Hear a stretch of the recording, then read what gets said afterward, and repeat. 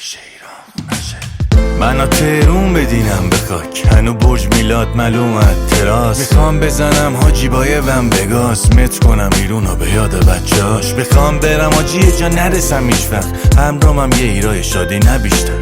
آدم ها هرچی بدتر عزیزتر، همه قلبم ریختم آشغالی هم نیستم.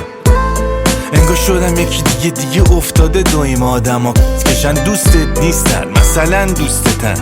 پوست انداختیم زیر پوست شهر، سفید شد دیگه موها راست راستی. خیلی دل میخواد سر حال باشی، حیف نفسم شده با ایران قاطی. عجب دل میخواد حاجی سر حال باشی.